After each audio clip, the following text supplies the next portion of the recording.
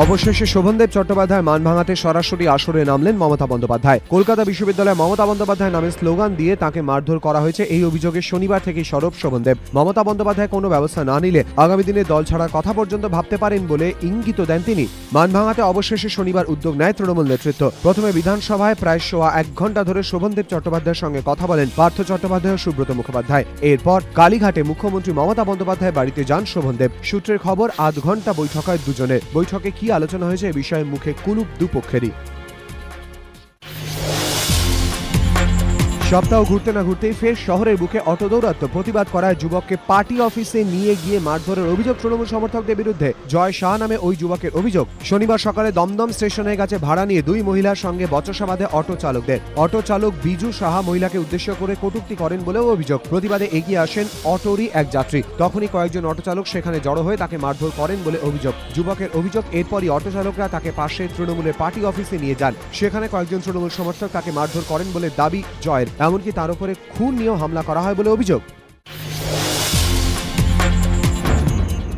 বদলি নির্দেশের পর সিদ্ধান্ত বদল, 6 পুলিশ অফিসারের বদলি স্থগিত। সিদ্ধান্ত ঘিরে উঠছে প্রশ্ন। 29শে নভেম্বর কলকাতা পুলিশের 33টি থানার 35 জন ইন্সপেক্টর পদমর্যাদার অফিসারকে বদলির নির্দেশ জারি হয়। সেই নির্দেশ জারির 2 দিনের মধ্যেই আচমকাই সিদ্ধান্ত বদল। পুলিশ সূত্রে খবর, লালবাজার কন্ট্রোল রুম থেকে এদিন ফোন করে 6 পুলিশ অফিসারের বদলি স্থগিত করে আগের জায়গাতেই বহাল থাকার নির্দেশ দেওয়া হয়। পরবর্তী নির্দেশ না পাওয়া পর্যন্ত নতুন জায়গায় দায়িত্ব না নেওয়ার আদেশ দেওয়া হয়। এই 6 জন পুলিশ অফিসার হলেন সুদীপ্ত নাথ, বেহালা থানার ওসি। 29শে নভেম্বর নির্দেশিকায় তাকে এন্টালি থানার ওসির দায়িত্ব দেওয়া হয়।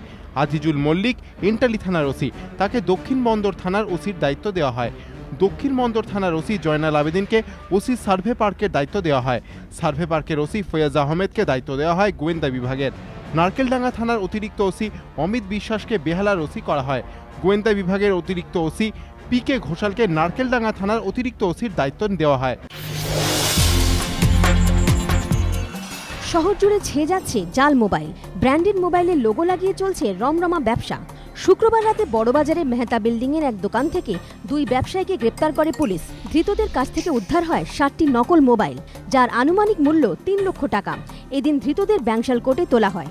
তদন্তে নেমে পুলিশ জানতে পেরেছে, চীনা মোবাইলের ওপর নামী কোম্পানির লোগো লাগিয়ে দেওয়া হয়। ব্র্যান্ডেড মোবাইলের হুবহু নকল করে ব্যাটারি, হেডফোন তৈরি করা হয়।